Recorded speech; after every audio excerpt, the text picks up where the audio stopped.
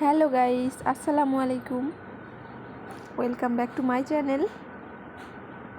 তো আজকে রান্নাবান্না দিয়েই মিনি ব্লগটা শুরু করতেছি।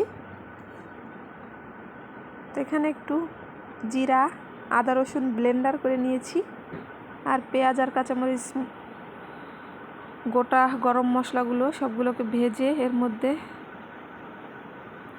বেটে রাখা মশলাটাও দিয়ে দিয়েছি। এখন একটু ভেজে গুঁড়া মশলাগুলো দিয়ে কষিয়ে নিচ্ছি।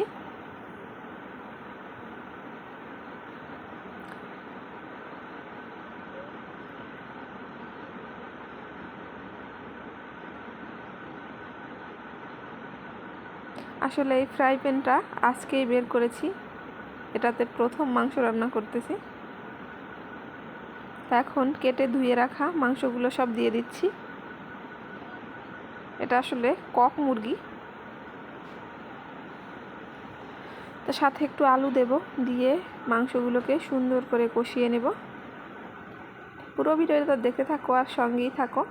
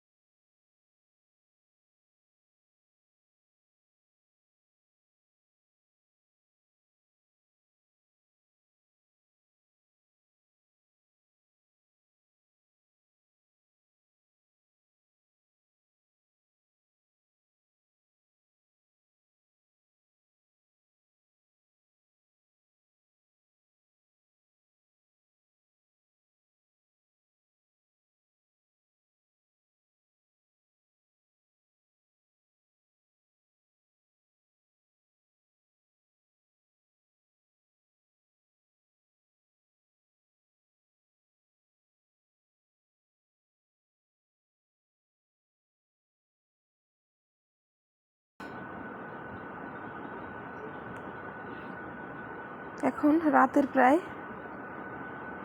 9টা বাজে। তো রান্নাটা শেষ হলেই হতে হতে প্রায় 9:30 বা 9:40 মতো বেজে যাবে। এরপর রাতের ডিনারটাও করে নেব। এর মধ্যে একটু হালিম খেতেও ইচ্ছে করলো, তারাফের বাবাকে পাঠিয়ে দিয়েছি হালিম আনার জন্যে। আর এদিকে আমি রান্নাটা শেষ করে নিচ্ছিলাম। এখন পানি দিয়ে দিয়েছি, ঢাকনা দিয়ে আবার ঢেকে দেব 10 মিনিট। এভাবে কিন্তু দেশি মুরগি এবং যে কোনো মুরগি রান্না করলে অনেক ভালো লাগে খেতে। রান্না করে খেয়ে দেখবেন সবাই। তো এরপরে এই যে ঝোলটা ফুটে উঠেছে, আমি একটু নেড়ে চেড়ে দিচ্ছিলাম। ধোয়ার কারণে কালারটা সুন্দরভাবে দেখা যাচ্ছে না। রান্না শেষ হলেই দেখতে পাবেন কালারটা কতটা সুন্দর এসেছে।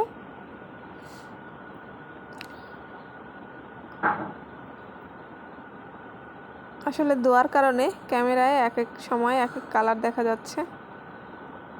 তো ঝোলটা প্রায় টেনে এসেছে, আর একটু টানবে। মাংস, আলু সব কিছুই ভালোভাবে সিদ্ধ হয়ে গিয়েছে।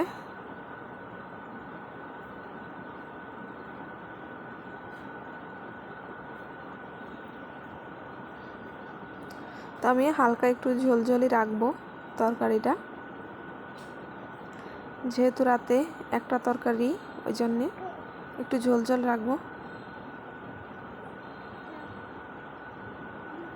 তো আমার ঝোলটা একদম মাখো মাখো হয়ে যাচ্ছে।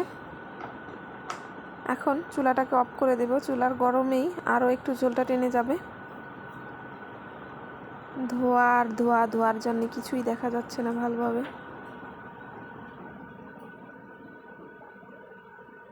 তাই তো আমার মাংসের ফাইনাল কালার এবং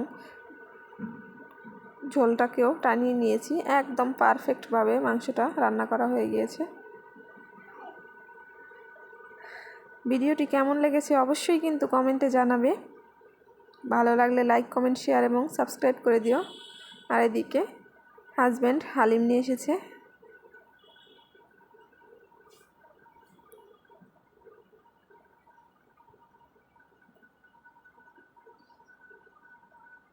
গরম গরম এরকম হালিম খেতে আমার মনে হয় সবারই ভালো লাগে।